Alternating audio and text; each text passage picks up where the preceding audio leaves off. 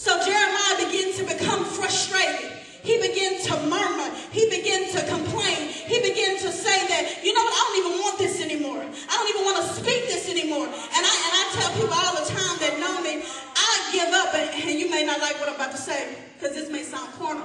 I said, but I give up my prophetic call any day just to be married, to have kids, to, live in a house, and to go on vacations, and just to do what I want to do, because that was my vision. I wanted to be a lawyer. My parents wanted me to be an engineer, and God wanted me to be something else.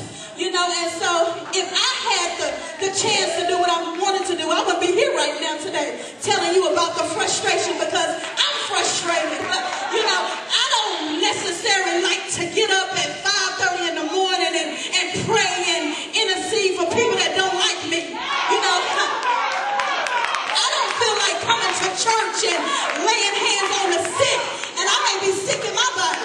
I don't feel like, going out into the uttermost parts of the world and saying what thus said the Lord, and I'm not getting the word. My situation ain't changed. My bank account is negative. My dreams and visions and aspirations, I'm still waiting. And it's like, come on, God, you said that you called me. You spoke a word over my life, and what's going on? So there's a frustration that we go through when God has called us with a holy call. We oftentimes be dissatisfied. We oftentimes be in a place where we're disappointed. It's many times where God has broken my heart. Not man, but God has broken my heart. It's been oftentimes, and I laugh because people have come up to me and say, oh my God, God has anointed you to pray, and you don't know, God just broke my heart, and I may be a little angry at God because I asked God to do something, and he said, not now. And so I'm like, okay, God, but every time you ask me to do something, I say, yes, Lord. Yes to your will, and yes to your way. But all I asked was for a husband, and you said, not now. What's up with that? I asked you, 10 years ago, and you said, okay, live this lifestyle of celibacy, okay?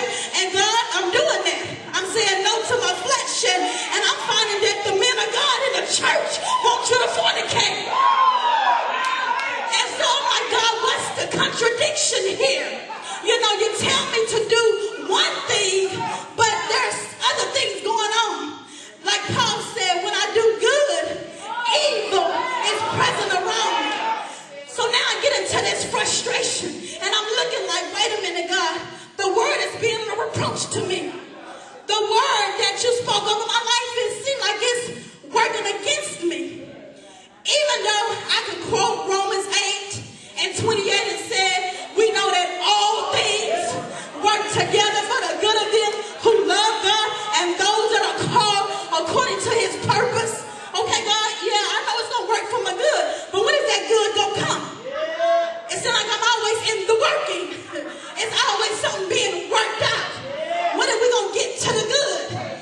Because you said that you had green pastures. You said you'll lead me beside the still waters. You said you'll restore my soul. So it's like, okay, God, but I'm still frustrated. And so Jeremiah in our text said that he was a little discomforted. He was a little dissatisfied. And he said basically he gave it away. I don't want this no more. It's been many times where I didn't even open up my Bible. I didn't pray. I didn't even talk to God. Because I'm like, I don't want that no more. All that brings is pain. All that brings is hurt.